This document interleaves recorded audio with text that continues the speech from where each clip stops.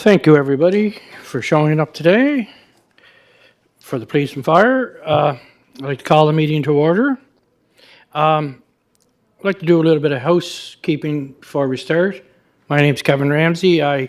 Since the last meeting for this group, I'm the new chair, I guess, and we didn't have a meeting since I became chair. So I would like to welcome everyone here. And at the same time, as I said in council, I'd like to welcome our new deputy chief, the fire chief. And then we have also on board Councilor Norman Beck, who moved on to our group too. So I would like to welcome everyone here for that. Any of the conflict of interest? See none. Approval of the agenda? Chair, Yes, go ahead, Your Worship. just under the approval of the agenda, it's number 7, introduction of new business. But just before we start, I just want to recognize that we have former Councillor Mike Duffy in the gallery. Good to see Councillor Duffy keeping his interest in city municipal politics. That's good to see Councillor Duffy. The other issue I have, or the other matters I have is, and I just want to put them under new business, not for today, but at our next meeting, and that would be the issue regarding a debriefing to council in regards to post-Fiona 2022. And if we could also add that sort of a debriefing on that issue of the coldest night of the year on February 2nd. And again, these are just notifications, don't need to deal with them tonight or today. And if I could just add also traffic control during power outages. There was an incident last week at the Hillsborough Bridge that because of the traffic lights were out for a longer period than we were expecting. It caused a lot of havoc in that area of the city. And I believe as the chief said, it was the same on the east side of the Hillsborough Bridge in Stratford. So just going forward, I'd like to ask if we could, look into that thoroughly. And as for 6J, police and derelict buildings, 282, 284, I was with the mindset that we were looking at other properties. That was, I think, a request, Deputy Mayor, from one of the councillors that let's not just look at one. And I'm asking if we could just defer this until we identify, and maybe the councillor can be referred to, Chief, on those other properties that we want to consider as derelict and dilapidated premises. So I know it's in our bylaw under section 5.6, subsection A, all property shall be kept clean and free of A, objects or conditions that may create fire, health, dangerous, or accident hazards. And under section 5, subsection 5.9, where property or building has been secured pursuant to section 5.6A, 2, or 3 for more than 18 months, it may be referred to council, and council may be ordered to be repaired or demolished in accordance with part 6 of this bylaw. So I would just, again, like to have those other properties in reference to what the councillor said at, I believe it was at our regular monthly meeting in May. So I'm asking for a deferral until we get more information. So I'm putting that on the agenda, so I need someone to second it. Do we have a section? Do we have a seconder for that, or do you just want to leave it on the agenda? I'm unsure why we would be deferring. What's the reason for the request exactly? I know there was a request that we were talking about other properties, but there are other properties that I would have in mind as well too. But do we wait until we deal with them all, or do we just deal with them on a case-by-case basis? So, Mr. Chair, in response to Councillor Beck's concern or what he has raised, I would prefer to deal with these as a group of properties instead of one-offs. I think that we have to look at, I'm sure there could be similarities in what we're trying to address under Section 5.6 and also Section 5.9.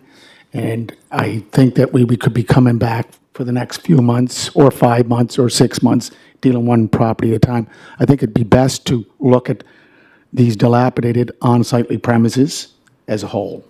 And I thought that was what the councillor from Ward 6 was suggesting, that we look at not just one, but look at all the other properties. He identified some, but we'd have to get addresses, because we're talking about addresses, we're not talking about names or who owns the properties. We'll find that out when we discuss them, but I'm asking that we do it all as a package.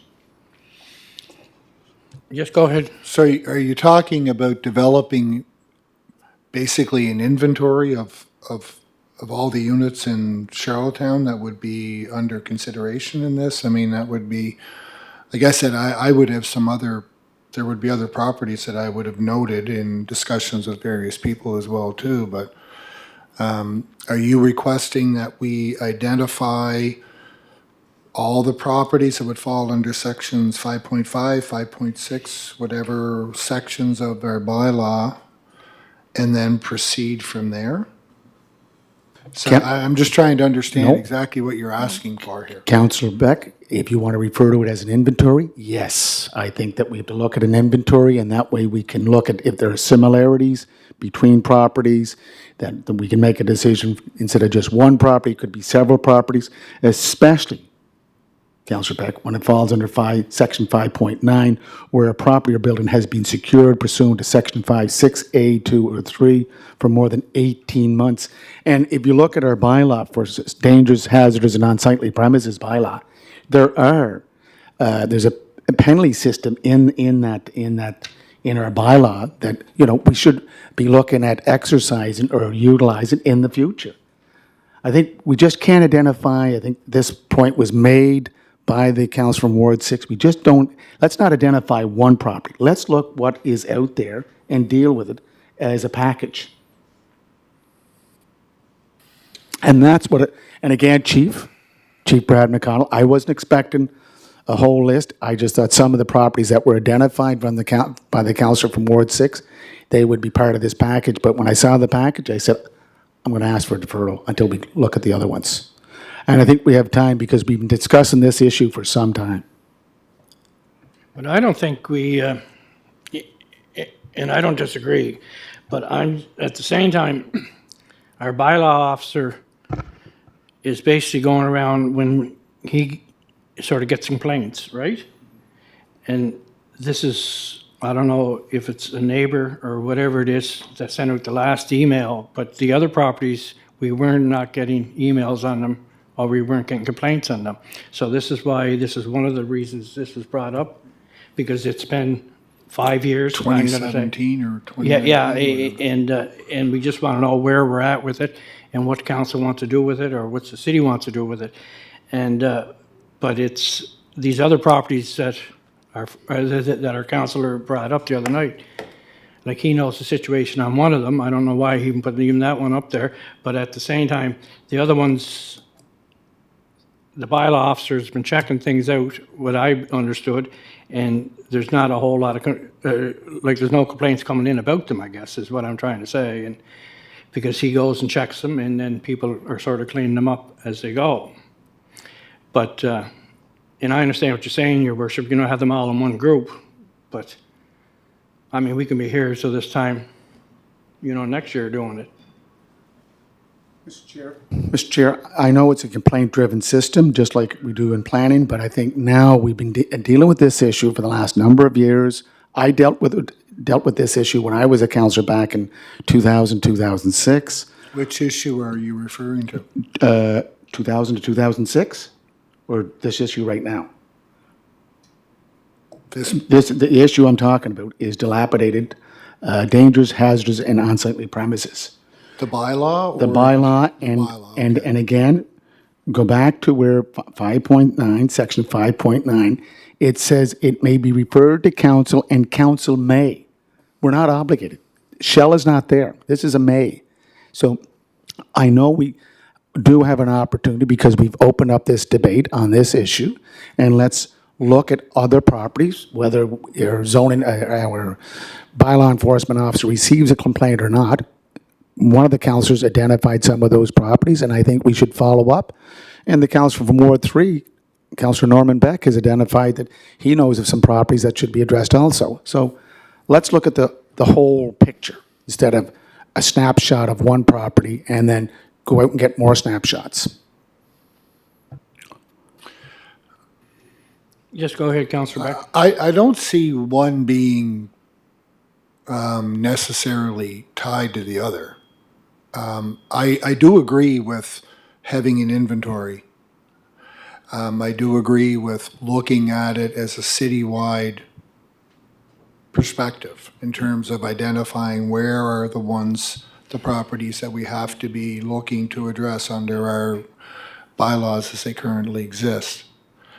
I'm not disagreeing with that. I think I would have to agree with Councillor Ramsey in the sense that this particular matter has been and I'm coming new to this, so I'm kind of learning as I'm going. So I don't have a full history of it, just in terms of what I've been learning. So I think when we're at this level here, at the committee level, I think we should, because this has been brought up, because this has been followed up at multiple levels by the bylaw officer, a recommendation has come into this committee. I believe that we should address this particular one, continue to build the inventory, continue to look at this, because this is not going to be a one-off situation. It will be something that we will have to look at in a broader sense. We can debate what we want to do here at the committee level, and then council can decide with a more fulsome discussion and a broader perspective, because this is not a one-off issue. It's not a one-property issue. It's a citywide issue. And I know that other councillors, including myself included, and I haven't spoken to others in terms of what their inventory is in their particular wards, but I do know that there are some in mine that I have concerns about, and I have reached out with Kent and Tim about those, and Brad as well too, and Todd Sutcliffe. So I think we continue the discussion, but I think for the here and now, I think we should have a discussion at this committee level, make a decision, and whatever that comes from it, and then we would bring a recommendation forward to council. But I think I do agree with the inventory part, but I think since this was brought forth here, we should be addressing it and dealing with it at this level. Just my Deputy Mayor, thoughts. do you have anything? Yeah, thank you, Chair. I'm looking at the report that's been provided in the agenda, and it's really, really vague. And although, I'm hearing that it's been going on for a long, long time, I'm thinking we have newly elected officials, and you say it's been going on since even before I was elected. And I tend to see where his worship is coming from in terms of a deferral. For one, the inventory, as Councillor Beck said, is a great idea. The other thing is, it's very vague report for other councillors that are looking for a full history of this. And although, yes, we did receive an email from a city resident, but we're not seeing that full report of the history of what work has gone in place. Has there been any communication recently with the owners of this property on the avenue? Has there been further discussion, or is this complaint driven because of this email that we received? And if anyone can shed a little light on that before I decide whether or not I will second his worship's motion that he has on the floor. Do we have any more? Thank you. Chief, could you answer that? Or Fire Chief? We'll let the chief go first, maybe the other chief. Sure, absolutely. There actually has been quite a long history and a lot of due diligence in relating to this property from, especially the work of our bylaw officer who's, and our fire inspector who have worked to achieve compliance on a lot of these issues that have been brought forward. They did provide a report last year with their summary of conclusions, and basically, it's come to a point where we've exhausted all of our means within our city services to take this to the next level, and that's why we've brought it to committee today for consideration for the resolution. But certainly there is a documented long history of activities and complaints regarding this this particular property. But there's also a history of the property owners complying to things also. So it's not like it's things that have asked to be done, not been done. It's just at a point now where it falls under the point of the bylaw, where it's been boarded up for over 18 months, and as per the bylaw, there's the ability to bring this recommendation before council for a resolution of the issue. Thank you, Chief, Fire Chief. Is that sort of covered a lot of it? Yes, thank you, Chair, Your Worship. Yes, wouldn't be able to add much to that, aside from the fact that there has been a long history with the building and the occupants or owners and some clients back and forth, and that's why it ended up being secured fully at one point. But as Chief McConnell mentioned, it has passed that time frame. Okay, thank you.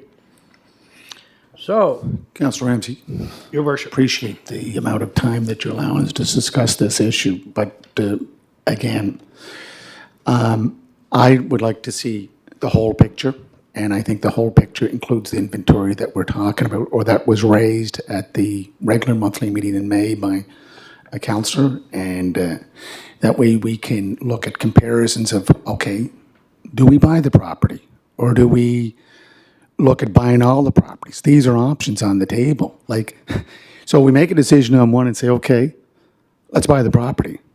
And then we go to the next property on University Avenue in Gerald, and they'll say, well, buy our property too. So I'm just looking at the bigger picture. And the bigger picture is decisions we make will come back to us fiscally in one way or another, and that this allows us to look at a comparative analysis. And Councillor Beck, you come from an education background where comparative analysis is very important in the business that we were in as teachers. And this comparative analysis will allow us to make a decision that is discussing or related to all these dilapidated unsightly premises in the city of Charlottetown, instead of just one. That's where I'm coming from. And again, the chief and her bylaw enforcement officer and the chief of fire, they've been dealing with these issues, and we have to find a resolution that deals with them all, and maybe not in one meeting, Councillor Beck. It could be over a number of months that we deal with these issues, but we have to. We come to a point right now. We're in a public forum, and we're discussing it openly, which I appreciate. Shows the transparency and the accountability of where we're going with this issue. And I think some other councillors would like to have that opportunity to share their thoughts on all these properties that we've identified as dangerous, hazardous, and unsightly premises. Thank you. But yeah, and maybe I'm wrong, but my time here, I thought we dealt with each property case by case as it came along. And I don't remember of having, and we're all in favor of an inventory because we all get phone calls about certain areas. But at the same time, this is a property that's been going on, and we dealt with it case by case. So why you want to sort of push it back until we have an inventory? I don't know. I just hope nothing happens safety-wise or anything along that line, because we're sort of sitting on our hands. It's been 5 years. The bylaw says 18 months. If we're not going to follow our bylaws, well, there's something wrong here. So anyway, the deferral's on the floor from Mayor Brown. To wait? Need a seconder. Yes. Is there anyone going to second it? I see no one, so it does not be deferred. Stays on the agenda, sir. Stays in Thank agenda. you. Thank you very much. Okay. Adoption of the minutes.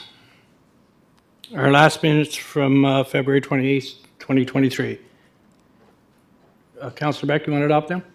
Sure. Yes. And second by Councillor Yankoff.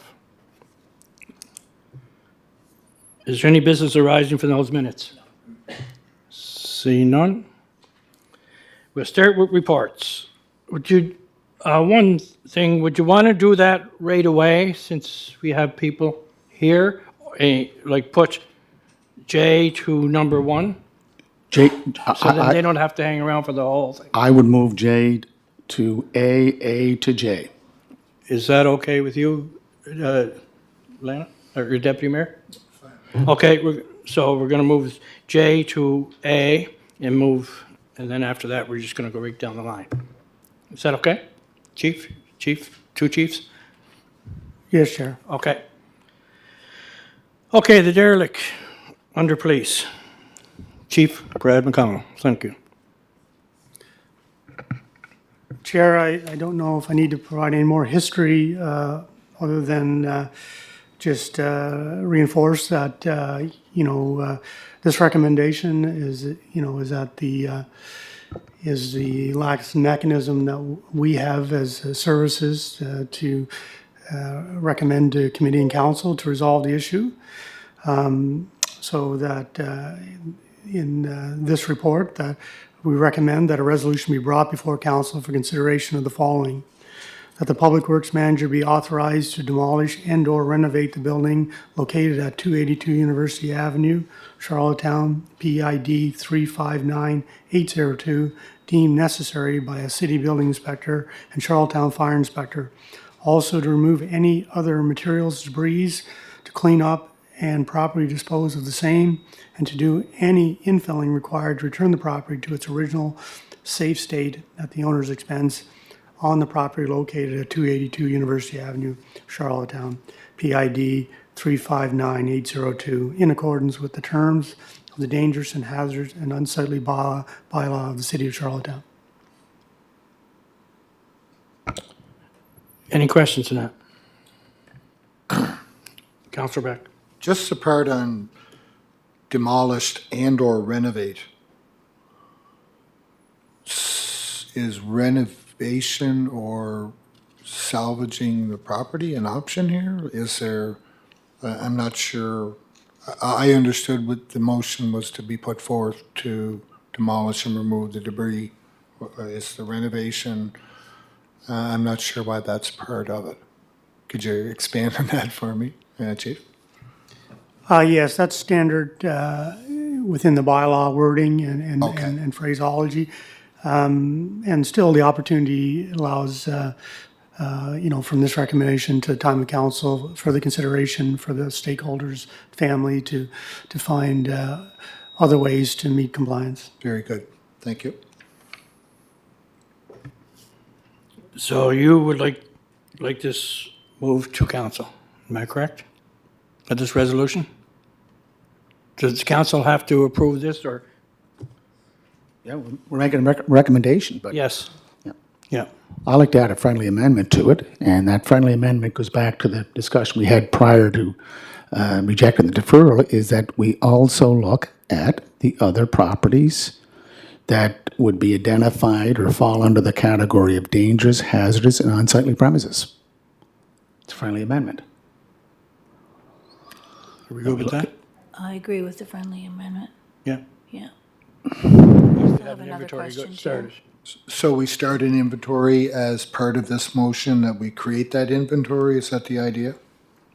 Is this still the idea that we? This recommendation will go to council as stated with the friendly amendment that we will be doing an inventory of properties identified as dangerous, hazardous, and unsightly premises of the city of Charlottetown. And they would come back to this committee for discussion. Yeah. So the recommendation is, again, what's here, going to council. I'm sure there'll be more discussion at council. And I will be in favor of moving it up to council, but I want to go with the friendly amendment first. Yeah. Yep. I'd like to see the inventory created. I think we're all in agreement with Yeah. that. Yeah, for sure. Okay? And Chair, I just have a follow-up question. If his worship was finished? Yeah. If in the meantime, we recommend and accept staff's recommendation with our friendly amendment, in the meantime, as the weeks go by before it goes to council, does this give the property owners time to have discussions with staff on solutions before it gets there? Or is this just, this is after council approves or doesn't approve, that the city just goes in and just does their thing? I just don't, I'm just trying to imagine how that works. Right. Yeah. And I think it'd be great too, that they have open book in this thing and an open door and say, this is a resolution. What are your plans for it? So Chief, maybe if you'd like to. Chair, Your Worship, and Deputy Mayor, absolutely. Our goal from any of these issues is always a problem solving or find a compromise in a way that that these resolutions do not have to go forward, because we take no pleasure in this. We're always open to conversation and insight and a way to move the ball forward that is responsible and in the best interests of the public and the stakeholders involved. Thank you. So do I have a mover and a seconder?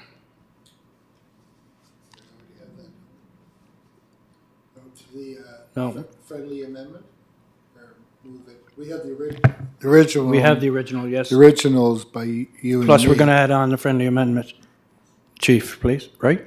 Yeah, Okay. I'll move that. I believe we have to vote on one and then the other, do we not? Do we have to vote first on the friendly amendment and then on the We agreed to the friendly amendment. Okay, perfect. Yeah. Okay. Okay, moved by Councillor Beck, a second by the Deputy Mayor. Okay, thank you. That one's done. So then we're going right back up to fire report, I guess. Chief Mayman. Chair, Your Worship. Thank you, Chair, Your Worship. Recording yet? Chair, Your Worship. I'll turn over the op report to Deputy Fire Chief Kent Mitchell. Kent. Sorry. Thank you, Chief. Chair, Mayor, Deputy Mayor. For the time period of April 19th to May 15th, the Fire Department performed 10 general inspections. Inspections with hazard compliance orders issued were 6. Inspections closed were 1. Plan reviews, permit reviews, consultations, 15. 4 fire inspections. 4 fire prevention education sessions were performed. Emergency responses, there were 80 total calls, emergency responses. Station District 1, there were 55. District 2, there were 21. And fire inspector callouts, there were 4.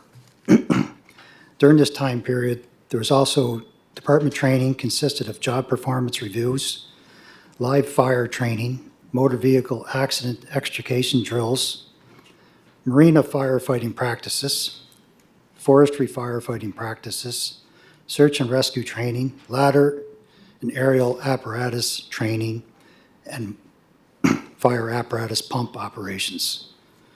Members have also completed medical first responder courses, an incident safety officer course, incident command system 100 and 200 training courses, and a rapid intervention crew course. Other department activities were the department participated in the annual Old Navy Children's Fire Safety Day, which consisted of handing out fire safety material with a truck on site, and participated in the Walk in Silence Parade for Family Violence on May 17th. Although it occurred in the last reporting period, our department members participated in the Muscular Dystrophy Boot Drive, which was exceptional and raised the most donations of any year during the campaign's existence. Members are also prepared to provide seasonal fire safety information concerning safe barbecue use and mulch placement at homes and businesses during visits to Kent and Superstore, Kent Building Supplies and Superstore this past Saturday, May 20th. Our partners with the North River Fire Department were at the Home Depot during this event.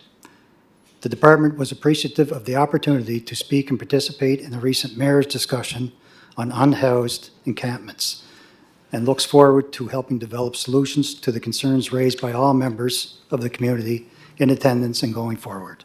Thank you, Chair. Thank you, Deputy Mayor. Any questions for the Deputy Mayor? Or Chief? God, there's more deputies and chiefs and mayors here. I just have one quick one. Yes, go ahead, Yeah. Deputy Mayor. Thank you for your report. I remembered there was some conversation and some thought around some training in first responding for animals, and it was, I think the vet school was, I'm just wondering if there's any update on that, that level of training? Yes, Deputy Mayor. We are continuing with that. One of our firefighters is an actual, with the veterinary college, he's a, help me out with what he does. He's a biologist. But he's involved with the professor, and they are putting together a package, and they're going to be introducing some training, and we'll pick that up probably in the fall by the time they're finished. Councillor Beck, anything? Your worship? Oh, really? Thank you, Deputy Chief. Let's go to B, I believe. Is that you, Chief, or is that the Deputy Chief again? We'll go to B. B. Yes, please. Yeah, that'll be me, Chair. Okay, thank you. Worship. So just as the report indicates there, what this report is doing is informing council and our committee and also council of the change in the implementation of I Am Responding, which is our dispatch system software. If attached there's an information on a trial synopsis on a trial we ran with the deputies, the district chiefs, and myself receiving the calls just to verify our dispatch times and response times. So the change to the dispatch system and process will provide Charlottetown Fire with the earliest initial notification of an emergency, thereby improving response times for all incidents received through the provincial 911 system and from the residents it serves. There's no change in the personnel required, and the training of central dispatch staff is near completion. And all it is for the dispatch staff is basically converting their Everbridge mass notification skills, which was the way they were dispatching us, to the I Am Responding skills. So it's just a change on the actual icon on the computers for them. Following the dispatchers training, and as of late last week, there was still only one to complete the training. We'll start receiving, they'll start sending out notifications to I Am Responding at the time, and all department will receive them. And once we are comfortable with the dispatching process, we will no longer use the Everbridge mass notification system for dispatching. It'll still be there for emergency measures organization uses, but not for our daily dispatches. As I continues along, this has been an information piece at several committee meetings through the last number of years. The program has a yearly subscription rate of just less than $1,000, so very economical and well budgeted for here in 2023-24 and going forward. Legislative authority as listed there, Fire Prevention Act, PEI, Charlottetown Fire Prevention Bylaw, and Fire Protection Emergency Services Bylaw. And this initiative aligns with the city's strategic plan priorities and governance and civic engagement, as well as infrastructure and environment, and improving all aspects of our dispatch and response process.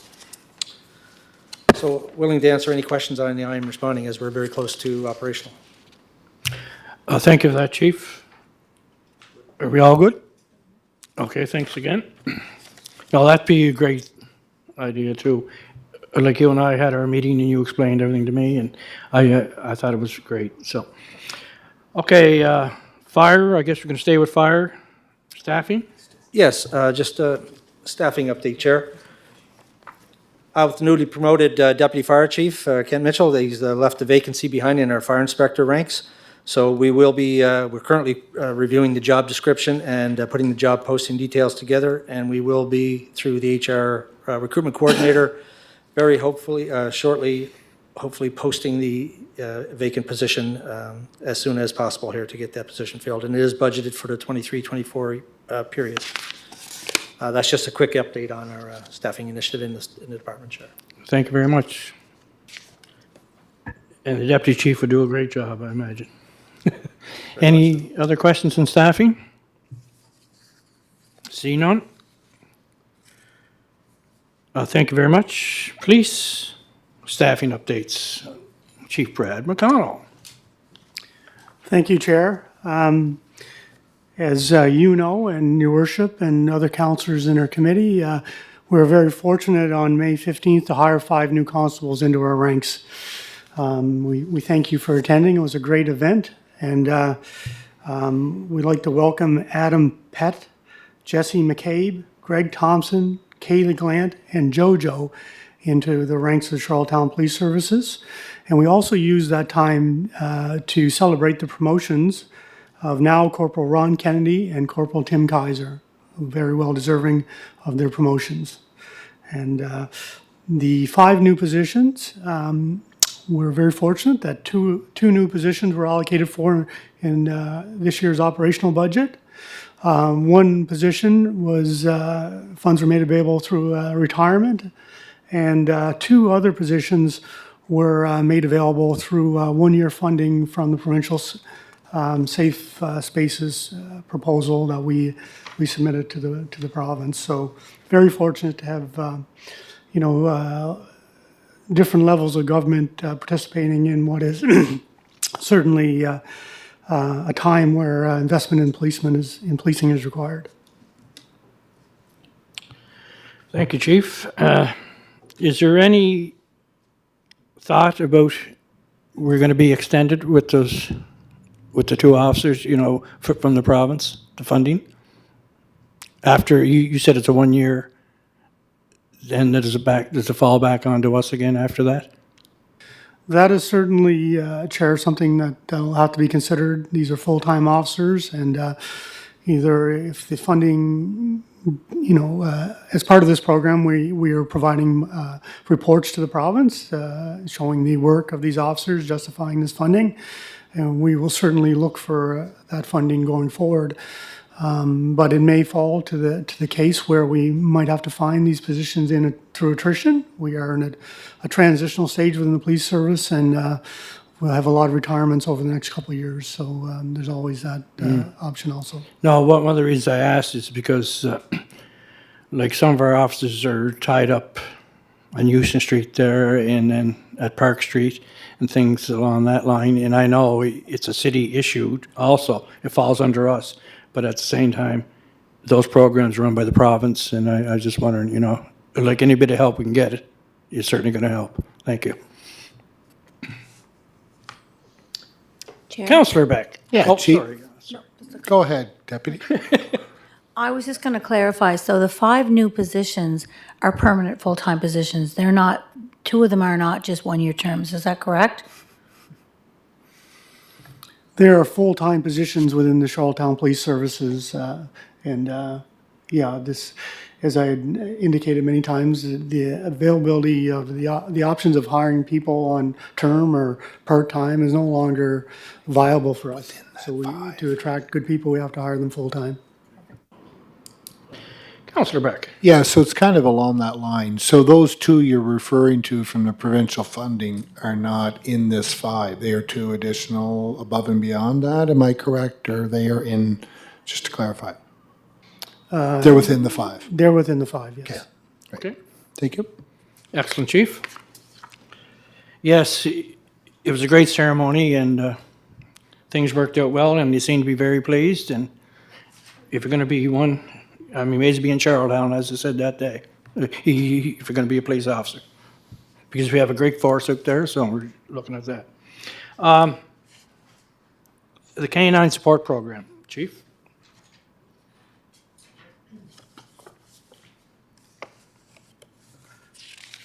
Let me get orientated in my package here, Chair, and I'll, We can blame Jill for that.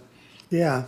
So, again, many are aware, it's been in the local media, but the Charlottetown Police Services have adopted a therapy dog to support our officers and victims of crime. And we're very fortunate that this initiative was made possible through a New Brunswick program at no cost to our agency. And we're very excited. It's brought a real sense of support within our ranks at a time where our staff need it. It's tough times in the front lines of policing, and so it's very good timing for this type of initiative. And again, I thank those who attended the ceremony, and we're very excited about Captain and all the good work he's going to do over the next several years. Thank you for that, Chief. Yes. Like he seems to be doing the job, and it's fantastic, really, and a fantastic dog, too. Like, he's so friendly and just sits there. Like, he posed for pictures, Your Worship. Remember that day? The camera was right in his face, and he enjoyed it. Yeah. We're staying with police. Chaplain. Just Oh, I'm sorry. I'm sorry. deputy first. Thank you. Does Captain live at the police station, or does he take turns going home with folks? Like, this is just something else, eh? Because Walter could come in and visit one of my dogs. Captain has a primary handler, Constable Rob Snar, that's undergoing training now to be that primary handler and through Captain's lifetime with CPS. There is ability for officers to take Captain home for short periods of time, and I would welcome the opportunity to bring Captain to a committee meeting here, maybe next committee meeting, to meet you all, and I think you'll see how infectious his presence is to wellness. Councillor Beck. Sorry about that. Unlike the deputy, I'm not a dog owner or a dog aficionado, but I do like dogs. But there's two comments I want to make. First, the dog is stunning, really. A beautiful dog, and just looks so warm and inviting. Like, even for a non-dog owner or I was quite struck by what Captain looked like.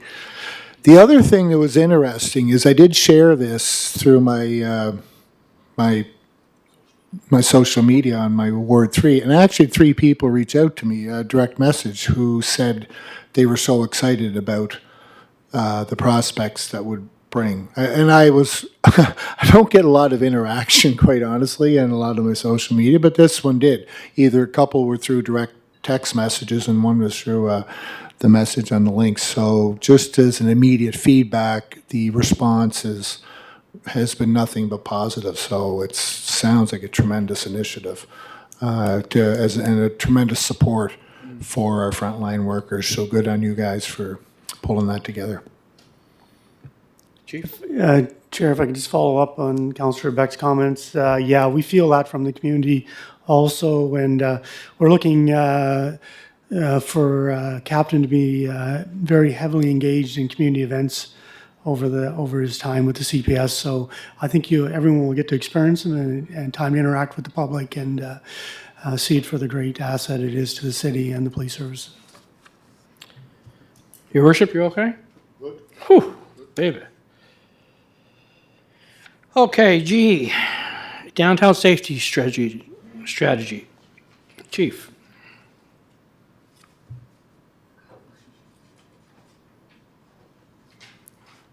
Thank you, Councillor Duffy. Great to see you.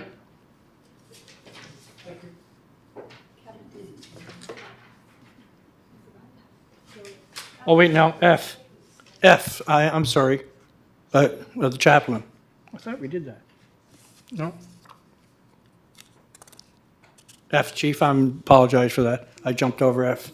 Chair, no worries. It's another great item I'll enjoy talking about. It's our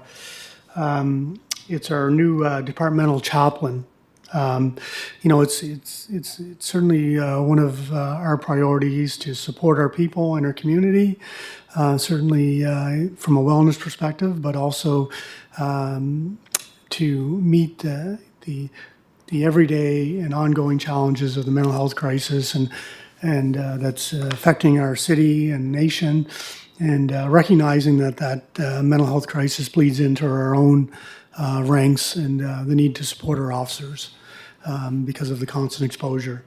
I'm pleased to announce that Scott McKenzie will be our new departmental chaplain for the CPS, and he will be involved in certainly things like death notifications and also supporting our officers during critical incident debriefs, or someone to reach out to for discussion and advice. And we're very pleased to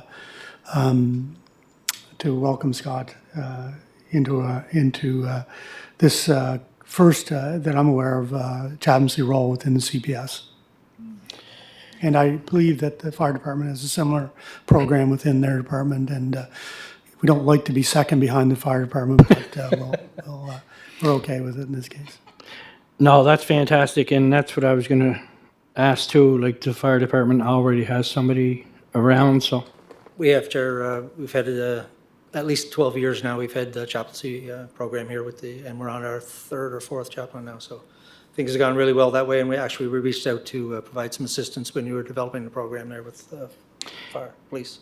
Yeah, it's a fantastic move, because in this day and age, you know, both fire and the police are dealing with things that we, the average citizen, will not see or not handle. So thank you very much for doing that. I think it's going to be welcomed. Councillor Beck, you okay? Deputy Mayor, Your Worship. Mr. Chair, Yes, sir. I think this couldn't come at a better opportunity when we are looking at the diversity and the inclusion of our community. And I know that we're a multi-ethnic, multi-religious, multicultural society. And I know we have two chaplains, you know, representing the faith that I go to church to every Sunday, but of Christianity.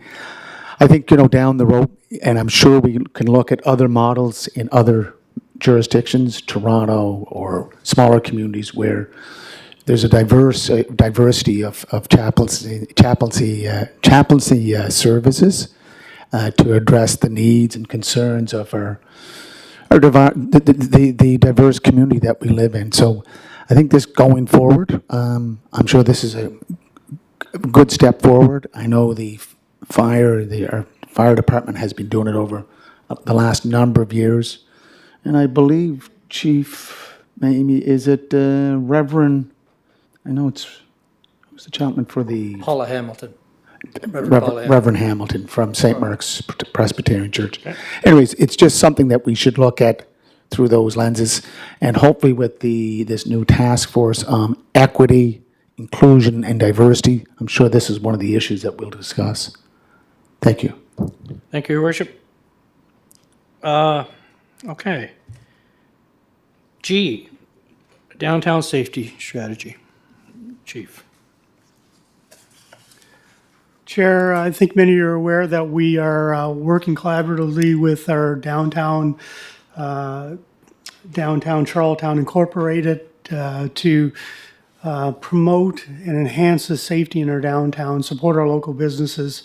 And we've taken the proactive strategy of recently of holding a panel discussion with downtown businesses. It was very well received, and the work is ongoing. And I think, you know, from being involved in the presentation, our message was about the shared responsibility that we all have to create safe environments in our downtown, and that the recognition of such issues as homelessness and mental health that exist, and how challenging they are to overcome. And so we're very excited about this collaborative effort, and And the work is ongoing, and we'll keep committee and council updated on any progress.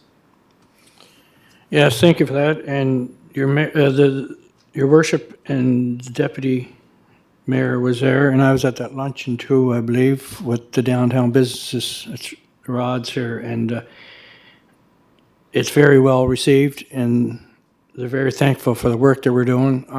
Of course, every business downtown wants more, and it comes down to funding and having the personnel around too, right? And this is what we're trying to explain to them that day, I believe.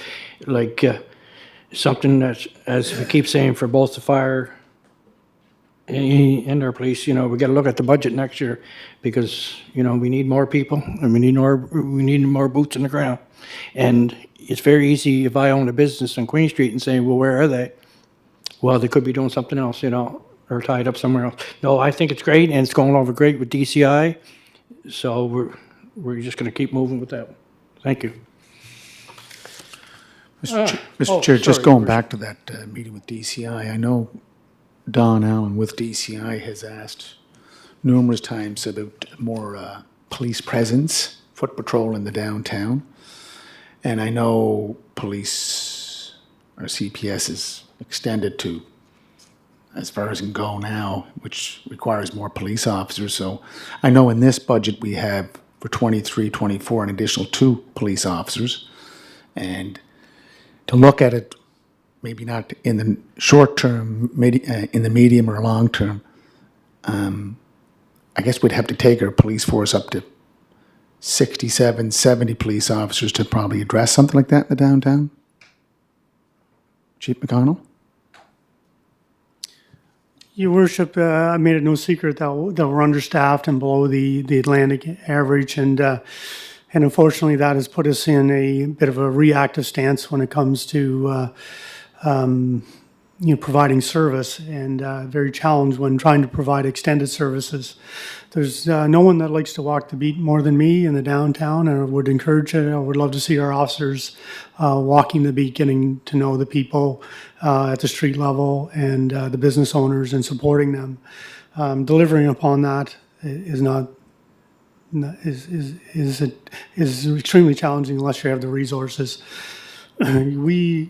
To be comfortable in our current policing stance, we need to do a couple of things. We need to challenge our partners in different levels of government to support us in what has become a very vibrant, center-centric city for services, and ask for their support, like the safe spaces. That if Charlottetown is the center of services such as like the outreach center or other services that drawing the populations far beyond the city limits, then we need support and recognition of that from the province, and that comes in the form of funding and continued funding. And I'm not saying that in a way that is not respectful of what they've already provided to the city, and they have. But we need that continued investment to allow to meet the challenges of what Charlottetown has become, and that's a very desired location to live, work, and visit. And those numbers are at rates that we have never seen before. And so are the social challenges and calls for police service that accompany them. So we need, as a city, to recognize that we need to invest in policemen and police services and look for growth, but we also need to challenge other stakeholders and other municipalities and levels of government to recognize that Charlottetown is the center of commerce, it's the center of recreation, and it's the center of tourism for the island. And we need support. So, Mr. Chair, just following up on that, I know we have an e-watch plan that is quite substantial and it's growing, and I think it's quite present in the downtown. You could agree to that. And if you look at the divide between the haves and the have-nots, it's getting wider, and so you see our vulnerable population that are on the streets. They're unhoused. And these are social ills that we're all responsible for. And what we need to do is it's all about education, and people have civil rights. So we're getting more and more information about civil rights when it comes to the unhoused and those that are marginalized because of their socioeconomic situation. But I think that, if we get to a number, and I'm just trying to find that number, would it be 70, 75 that we could provide police presence in a downtown, and not just in the downtown, whether it's the 500 lots or just in the neighborhoods? Can we get a number? Like, is there a safe number that you could recommend? Your worship, certainly our full-time strength is at 65 currently. Another 10 officers would certainly put us in a position that would feel a little more comfortable. When you look at our evolving population and the way our city has evolved, it's just not the growth and the services they're providing. It's the fact that we are an equal opportunity employer these days, and we offer our staff a wide range of benefits, and rightly so. They deserve it. So we're challenged at such things as that we've never been challenged before, such as paternity and maternity leave that we must accommodate, and again, rightly so. So as our workforce in our city has evolved, so has those types of HR challenges. And so with 10 additional officers, we certainly have some room for flex and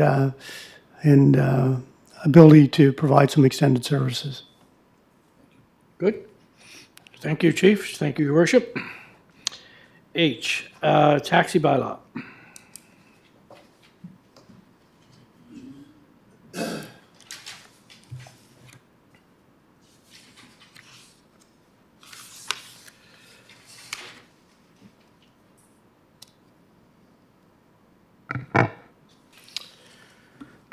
Chair, certainly I want to make committee, and I think some of you are already aware, but for the benefit of new councillors, that the taxi industry and the availability of taxis and the emergence of rideshare businesses have been extremely challenging to deal with over the last number of years. We're very pleased to be working with a roundtable group led by Downtown Charlottetown Inc. that involves a number of key stakeholders.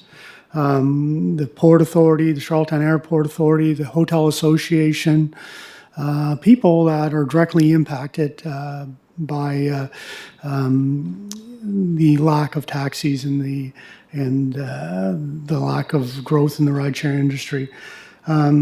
This work is ongoing. Our ultimate goal through this group is to make recommendations to committee, to council, to modernize our taxi bylaw, make one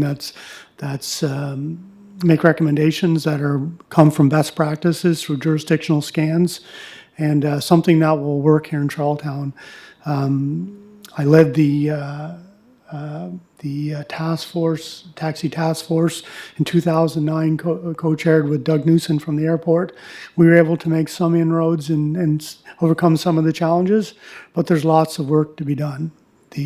Without available taxis, it affects a wide range of residents and industries within our Charlottetown. So we have the right people at the table and the right pathway to engage those who have, in other jurisdictions that have faced these similar challenges, provide us direction so we can make responsible recommendations to council to overcome this and make meaningful changes to our taxi bylaw.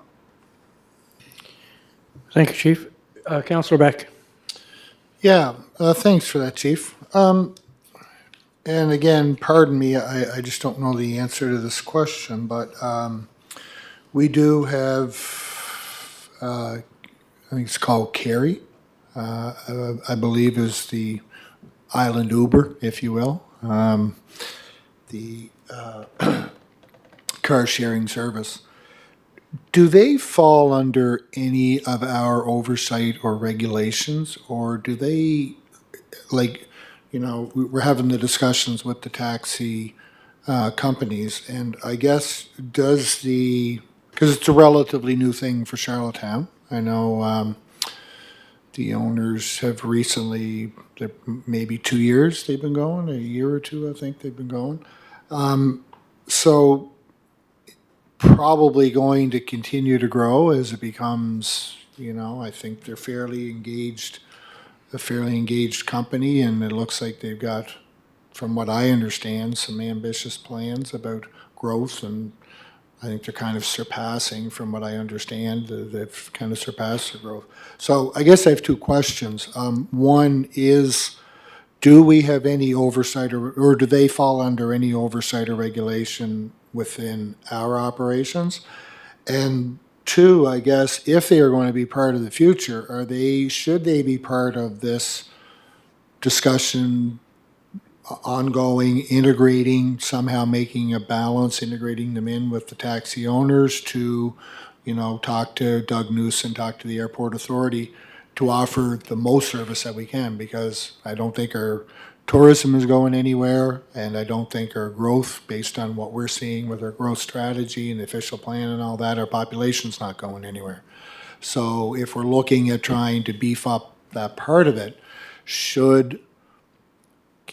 I guess I have two questions. Should Kerry be part of the discussion moving forward? And the other part is, do they have any kind of oversight or regulation as it currently stands? Thank you, Chair, Councillor Beck.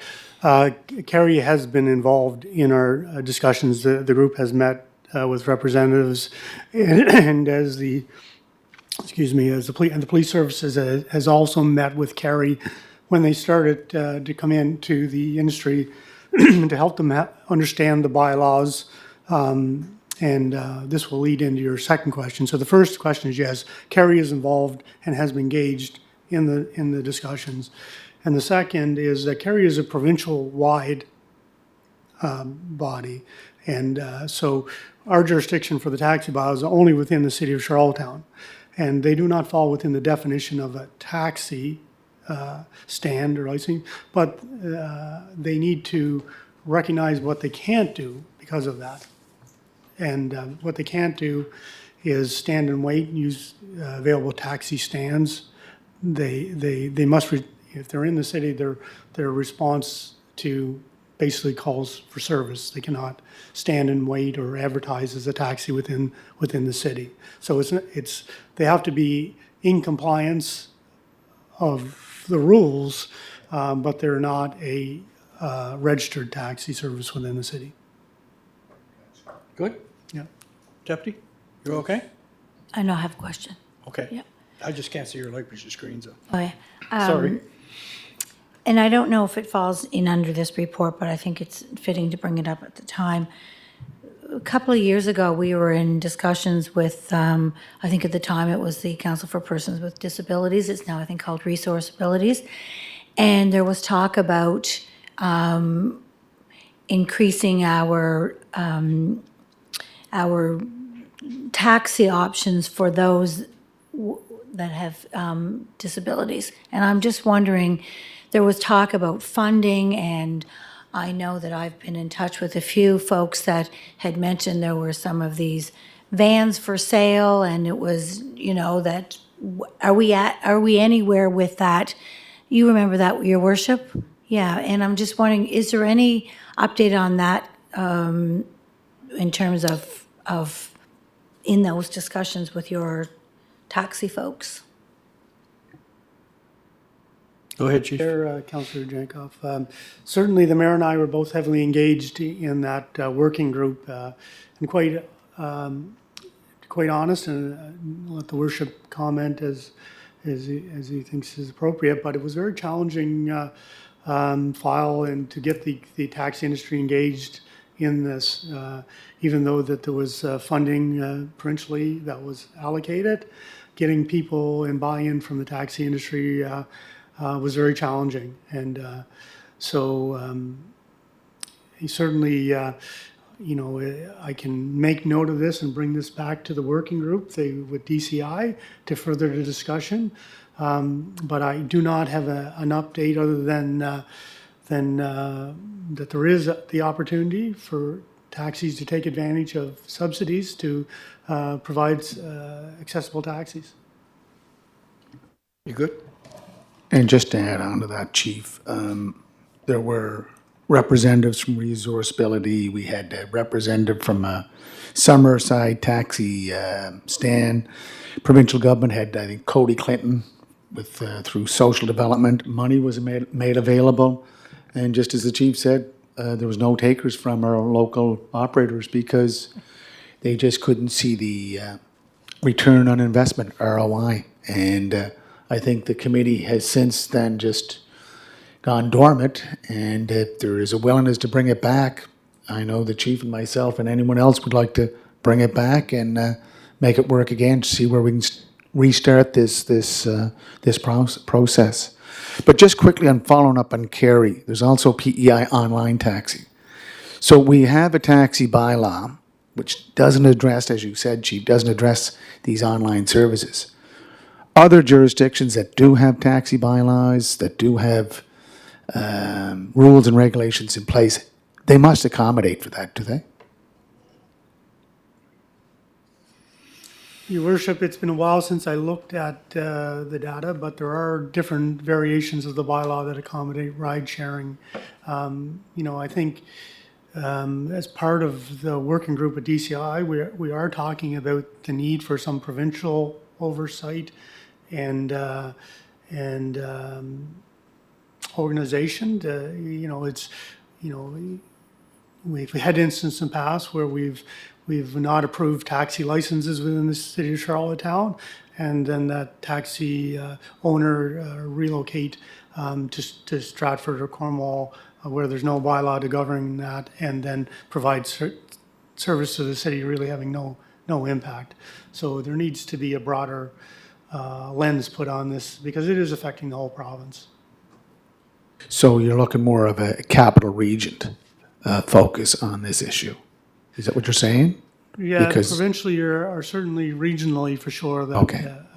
that there would be need to have some alignment there so that there was no loopholes like that and there was consistency and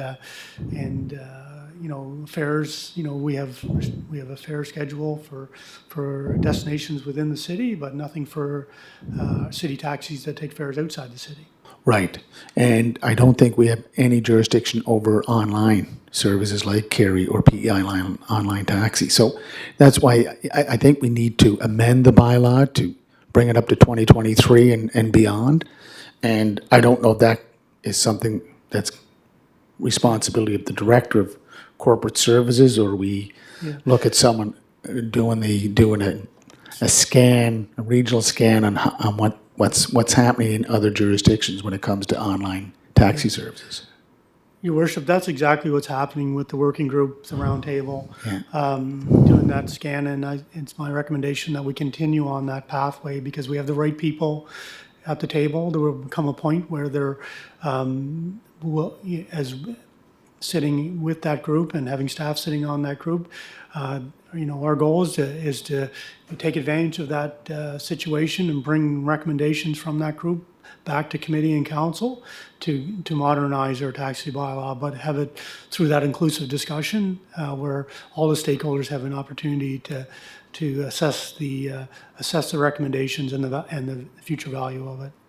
Yeah, and Mr. Chair, just again, we're always on timelines. I think it's something that we could bring back to the capital area mayors meetings that we have on a quarterly basis. And if there's something ready within 3-6 months, I'd be more than willing to forward it on to our sister communities to ask if we can do this jointly. Just the last question, Mr. Chair. If I look at the report details, this outreach also includes our local taxi stand owners. Did you also, maybe I'm missing it, were the taxi operators invited to these meetings? Because I've been receiving some calls, as you know, and I've reported them to you. Have they been going to these meetings, or is it just the owners? It's just the owners at this point, Your Worship, and certainly we use them as the conduit to the drivers. Every taxi driver has to be associated to a stand, and basically endorsed by a stand owner. So, certainly our expectation would be that they're keeping their drivers informed, but certainly there's lots of discussion to be had and more engagement at all levels including committee and council on this issue. So I think the taxi owners are looking at forming an association. If there's an association for the taxi operators, is that someone that we can outreach to also? Yeah, and certainly that would have to come in the form of a recommendation, like, they can form an association, but I think as we're working through this, we see a need for that association to be, a need for that association to be viable, and so that everyone is participating, that is be part of a bylaw requirement that oversees the taxi. So if you were to have a tax, be a stand owner, that part of that, you have to be a part of the association. So these are all things that are on the table for discussion, and certainly, not at a point where we're ready to bring it to committee or council yet. But certainly the way we're hearing the feedback is, through our conversations, that this is probably a model that we'd be recommending. Okay, thank you for that. I, street vendor bylaw.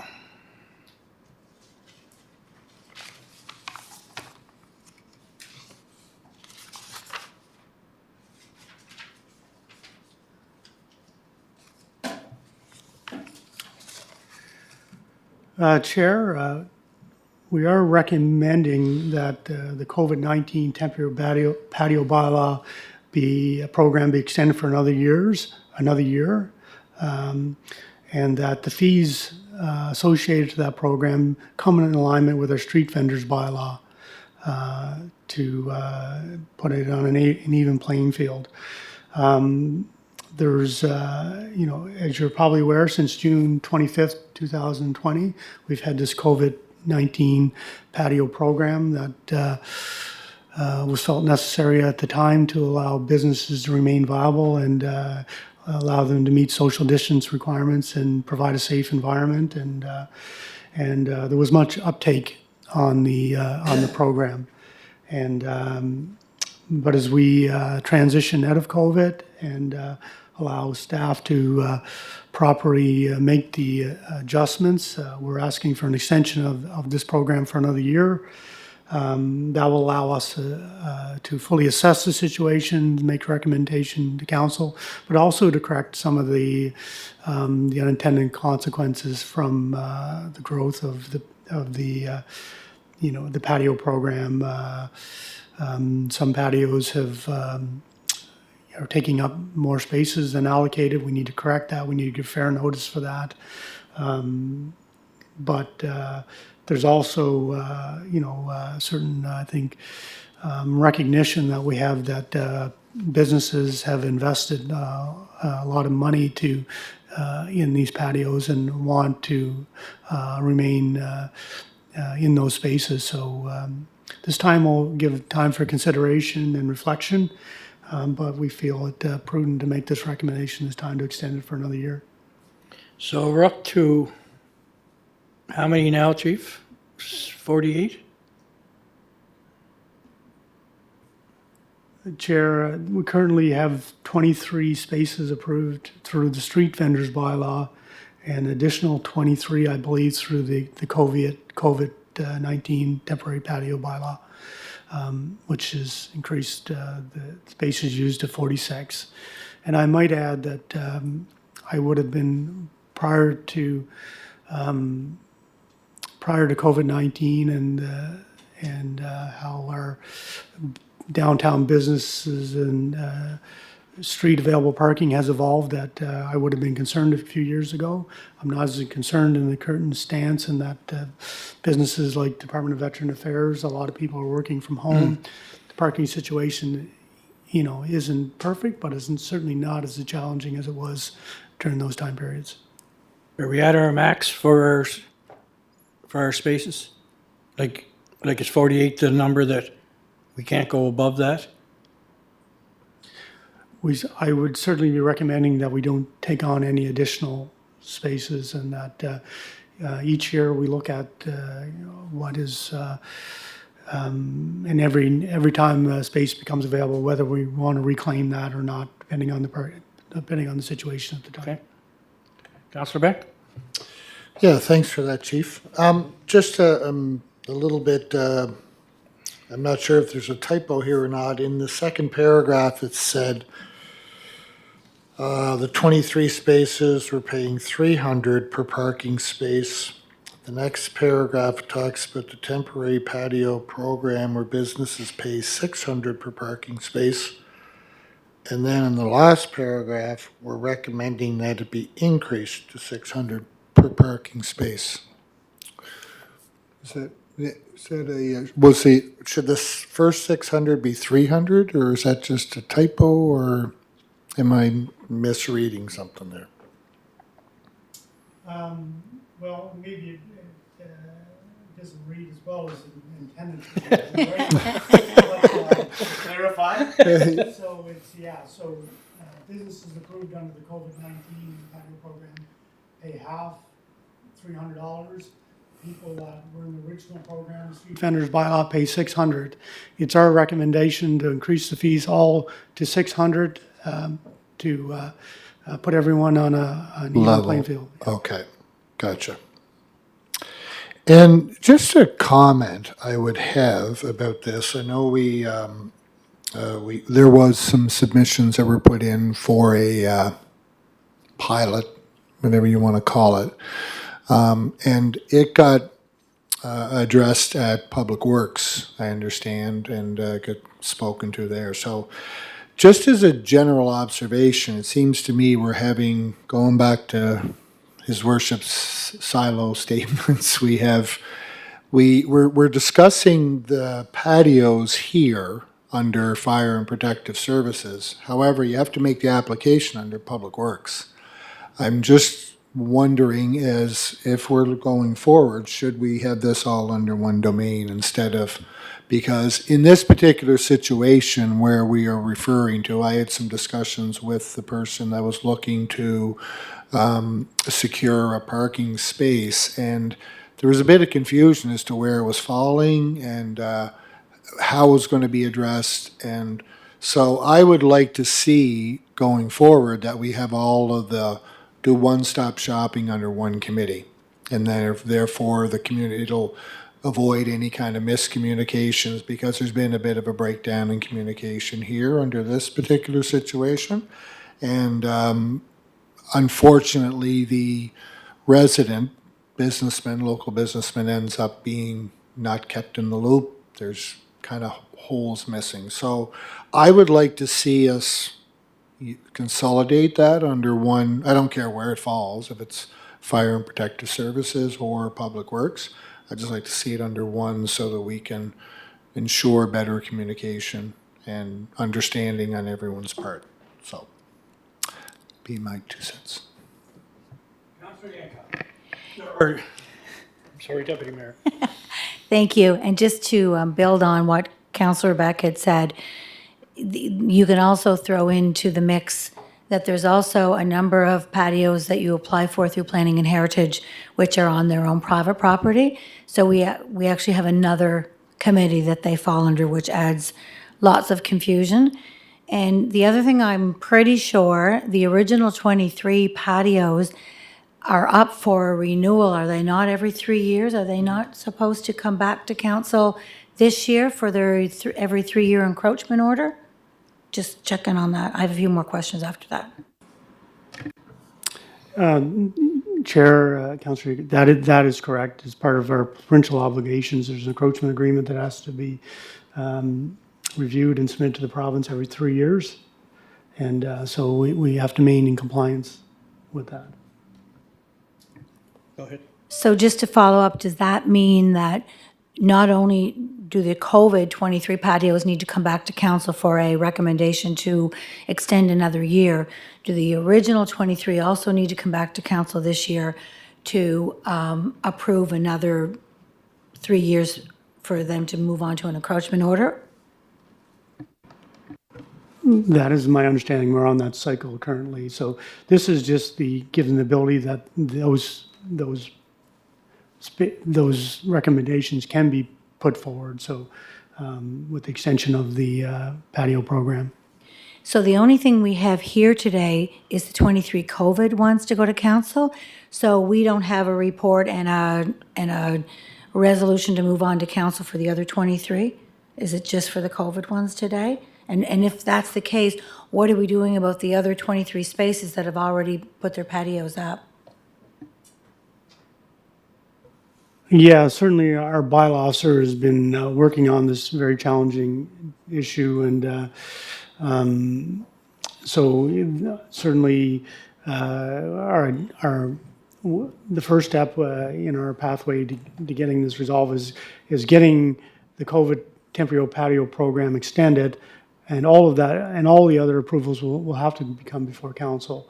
We might be a little behind the eight ball at this, or a little behind our timelines, but that's certainly our intention.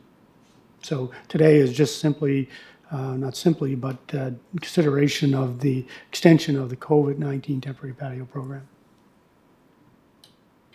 Thank you. And I appreciate that in the report, you've identified that there are a number of existing patios that have created their patios in such a way that they're not coming out in the same shape as the actual parking spots. So they're actually taking up double the spaces that they're actually, that they're allocated for. So I appreciate that that's going to be looked at going forward too, because it's really of not so much any fault to those using the spaces, because they have just not been, they've not been told that they can't have those additional spaces. And I realize that our bylaw enforcement officer is very, very busy, and he's trying to get everything up to compliancy. So anywho, thank you for that. And to circle back on the final thing that Councillor Beck had said, what is the final conclusion on the resident / small business person who was looking for one space? Is that still in discussion? I know it was from a different department, but, just to take off the silo hat for a second, do we have any update on what's happening there? The last, I might try and answer that. The last emails we got, it's under Public Works, and they, now why? Because he's looking for one parking space, I presume. But the last email I got that was going back and forth, and it's still under Public Works. It hasn't, that has nothing to do with police, I don't think, Chief, does it? I could be wrong. Well, Chair, certainly it's at the right department for consideration, Public Works. Our Public Works and our police services work closely on a lot of these files, and often, try to make collective decisions or look for input from each other before we make them. But it's certainly with the Public Works Department, and at this time, and that's the area it falls under currently. Okay. Mr. Chair, Yes, sir. just a point of clarification, Chief. As was asked, the extension of the COVID-19 temporary patio bylaw until October 31st, 2023, but correct me if I'm wrong, are we extending this just until then or for 3 years? I'm just trying to get clarification. I know one has to be extended for 3 years. Those are the permanent ones already in place. So this is not going to be extended for 3 years, this COVID-19 temporary patio bylaw. Just clarify the record. Yes, Your Worship, and thank you for bringing that up so I can add some clarification to that. So this time would just allow us to put some recommendations before council on a merging of the two programs, street vendor and the bylaw, so they're under one, which would fall under that 3-year cycle. So, And Mr. Chair, again, through you to the Chief of Police.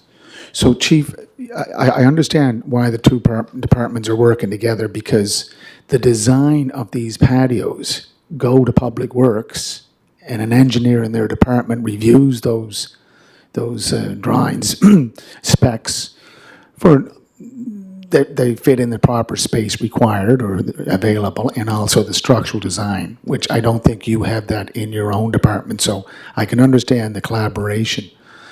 But Chief, like there are a number of them that are now going over into other spaces, and under the definition of a patio or taking a parking space out of use for vehicles, parking meters and so forth, I think there was at one point, again, this is a point of clarification, was it to serve alcohol beverages, and if you didn't serve alcoholic beverages, you couldn't get a patio? Can you clarify that?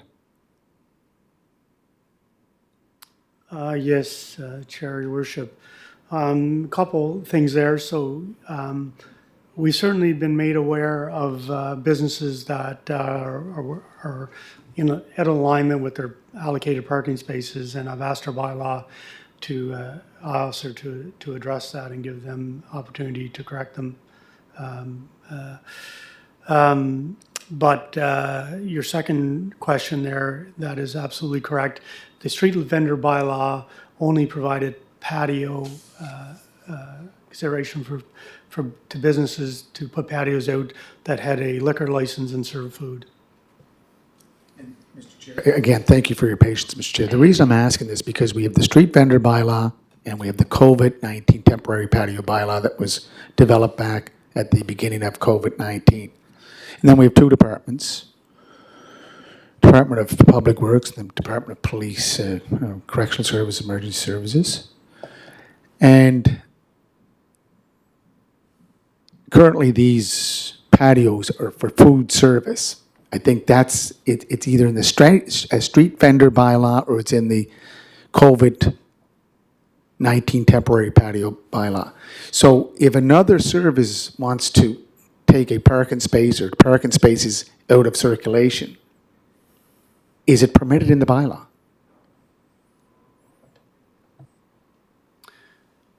Chair, as I'd indicated, we would not currently be issuing any new additional spaces. And that we are looking at potential blending of the two programs. The COVID-19 patio program provided provisions where businesses didn't have to have a liquor license or serve food, and so that their businesses can remain viable. This extension would allow us to reflect on that and look what a proper responsible recommendation would be to council on the number of those types of businesses in comparison to the ones that require liquor licenses, and make a recommendation to council on that. So my question is, the current street vendors bylaw and the COVID-19 temporary patio program or bylaw doesn't permit services other than food services serving alcohol. Is that correct? The COVID-19 patio bylaw doesn't require the liquor license requirement, Just for food services. just for food service. Okay. And that's it. Yes. Okay. Good. Just one thing I just want to add Yes, on to that. Councillor. Yeah, that was the interpretation I was giving in this particular instance. And go back to the deputy's request. I did receive correspondence this morning that a decision had been made that it would not be approved. And because of those reasons about the it doesn't fall under the permitted use policy. That being said, they are going to look at something to see if there is a potentially creative solution that is possible for it. However, under the way it currently exists right now, there were some concerns that were expressed by, there was the policy thing, and there was also some concerns expressed about potential loss of further parking spaces in the downtown core area.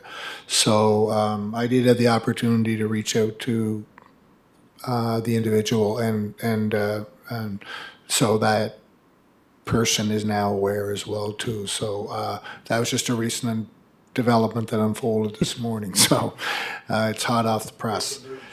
Breaking news, yeah.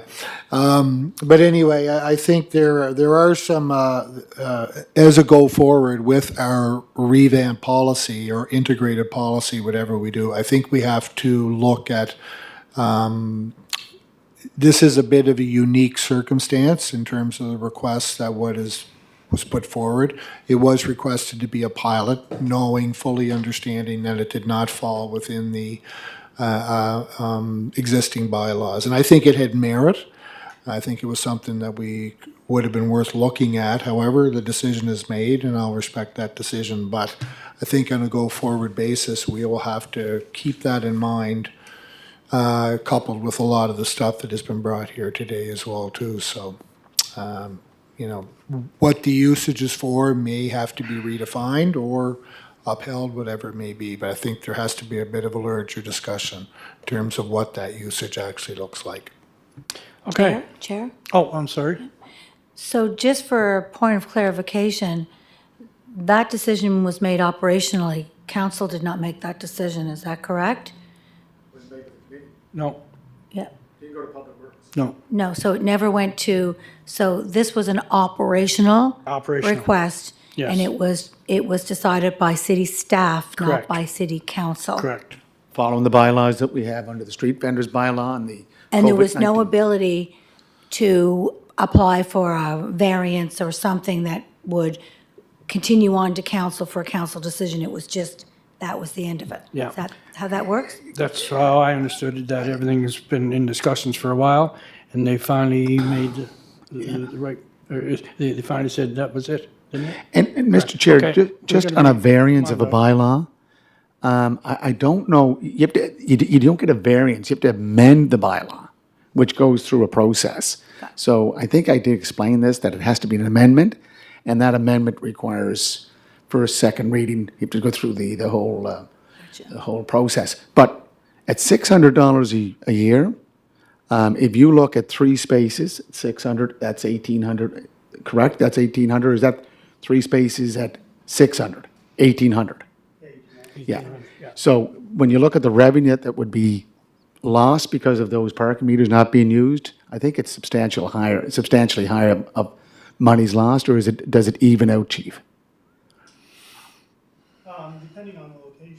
True. Your worship, you know, I can give a certain definite answer to that, but it would, in some instances, you would lose, in some instances, you would even.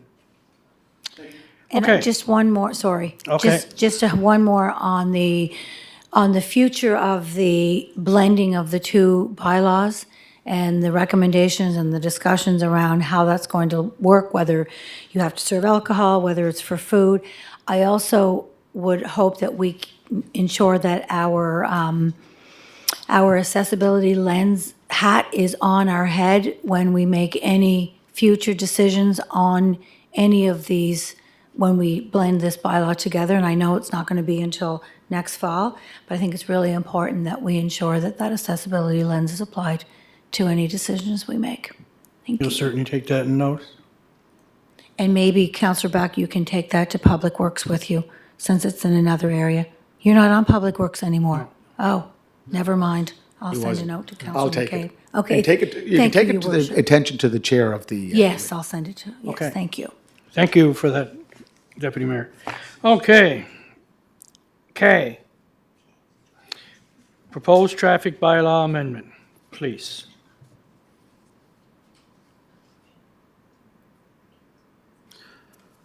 Chair, this is another outstanding issue with our committee for a number of months now. We had a request for our committee to consider an amendment to the traffic bylaw that would allow people with, excuse me, valid handicapped, disabled parking permits to park at any meter without putting or paying for the space. So certainly, you know, as Councillor Yankoff indicated, accessibility is always at the forefront of our mind. So we took this particular recommendation, we reached out to to the Resource Ability Association that represent people with disabilities, and looking for their insight in this for this particular recommendation. And they were not in favor of supporting this.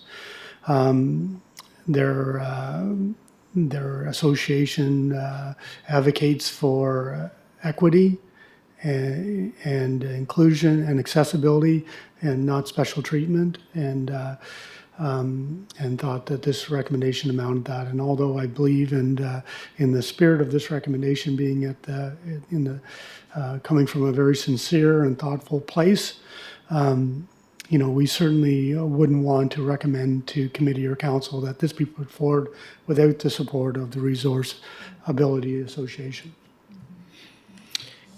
Excellent. Anyone get any questions on that? I think we're good with that, right? Okay. That's it for the closed session. A motion to move into closed session as per section 119(1)(b), undisclosed confidential information, D, human resources matter, and E, a matter still under consideration of the MGA of PEI. Do I have a mover? Moved by Councillor Beck, second by Deputy Mayor Yankoff. Thank you.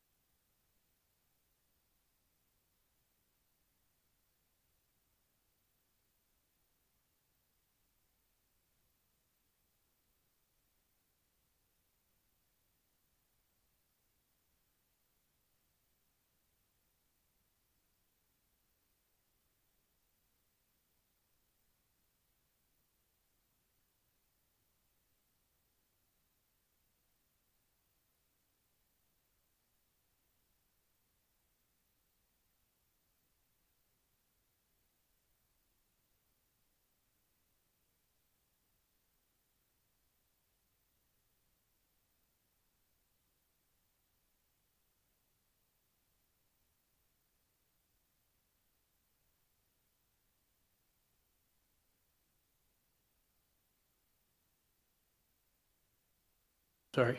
Is it? Yes. It is recommended that council consider extending the COVID-19 temporary patio bylaw until October 31st, 2023. It is further recommended that fees of this program be increased to $600 per parking space in alignment with the street vendors bylaw. Mr. Chair, do we have to put increase, or would we just say that the charge or the cost would be consistent with the current street vendor? Yeah, could we just say align? Yes, let's do Is that that. all right? Can you Yes. change that word? Yeah. Joe, you change that word? It is there. It is? Yeah. Good. Okay, I move it. And- Yes. I move it. Okay, moved by Mayor Brown I'll second it. and second by Deputy Mayor Yankoff. And there'll be another, I would assume, another resolution coming at some point for the other 23 that are kind of in limbo right now, Correct. right? Is that correct, Chief? That is correct, Chair. Thank you. Okay. Counselor Beck. Yeah, I know we had a prolonged meeting here, so I did have a couple items that I wanted to bring up under discussion, but I'd like to put them on the next meeting if that's okay. It's not a problem. And I'll just send them on to Jill later time. Yes, if you don't We'll mind. get them put on to the next Yeah. one. That's great, thanks. And that goes for me also, Mr. Chair, what I said at the first to meet under new business, under the approved agenda, Yes. that I would like to have those matters looked at. Thank Jill, you. did you get all those requests? Thank you very much. Thank you, folks. Need a motion to, Vote on the resolution. Vote on the resolution. I thought we just did. I'm in favor. 3-0 in favor. I thought we did that. Motion to adjourn. And a motion to adjourn. Thank you, sir. Counselor Beck and Deputy